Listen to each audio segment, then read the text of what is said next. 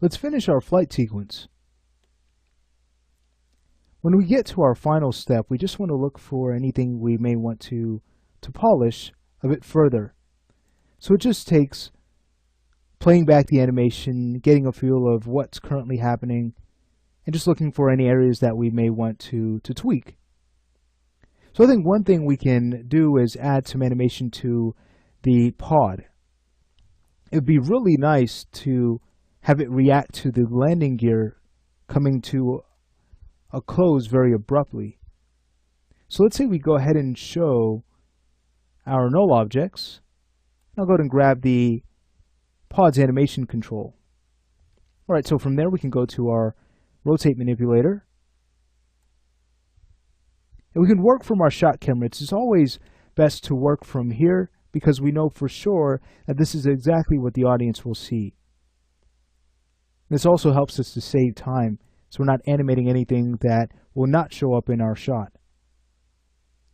Alright, so just taking a look at this, as the aircraft starts to lift off, let's say on about frame 141, we'll go there and we'll just record a rotation key.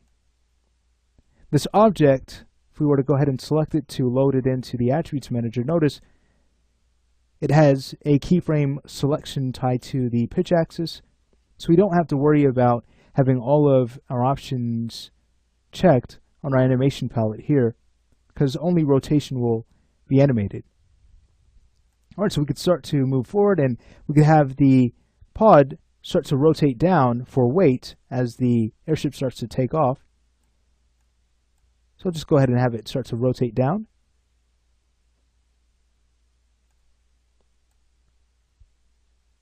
And we want that action to be seen, so I might just bring it down just a little bit more. Great. Now, for some recoil, we can have it rotate up just slightly. So on frame 187, I'll just go ahead and bring it up a bit. And now as the landing gear snaps in, here's how we're going to do this. Just before it snaps in on 194, we'll have it rotate down just slightly. Only in our pitch axis, so if you find it easier to animate from your attributes manager, you most certainly can do so. I'll have it rotate down just a little bit here. And then as it snaps in, we'll want it to rotate down even more for that impact, but we want it to be delayed for realism. So I'll look at the time where the landing gear snaps in. That's around frame 199 or so. So we'll just go a few frames after, let's say on frame 201, and we'll have the pod rotate back a little bit more.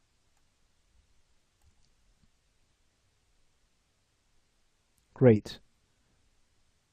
So now as the VTOL starts to really take off, we can have the pod rotate up a bit higher on about frame 233.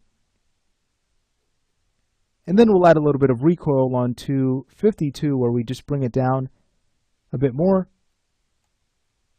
But nothing too drastic, because then it will look as if it's too loose to be tied to the rest of the aircraft.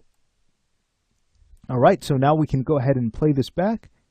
I might also just go in, hide our null objects, start the animation back, and hit play.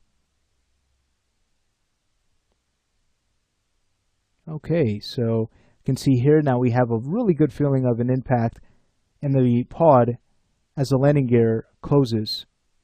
Let's go ahead and take a look at the timing just to make sure we're happy with it. It looks like it may need to be delayed just a little bit, just by a few frames or so.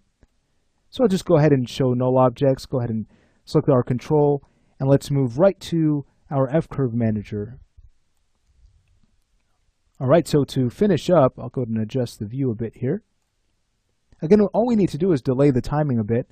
Let's go ahead and scrub through and see that's where our landing gear closes. So I'll simply take the keys from 187 to 201. Let's go ahead and highlight them. We'll hold down shift and we'll just drag them down just a few frames. Let's say about 3 frames or so. So now the landing gear closes, and then the pod will rotate to show the impact of that. The timing's much better. All right, great. So what we could do from here is create a preview just to make sure everything plays back well in real time. So I'm going to go ahead and pause the video and bring up a preview. And here we have it. So we'll go ahead and hit play. You can see our motion camera has done a great job to add realism to our shot, which is really exciting. Beautiful. We sure have learned a lot through the rigging and animation sections of this course. And if you need to, again, feel free to just go back and get up to speed with some of the techniques and tools that we've used so that you can start to use them more creatively for your own characters and props.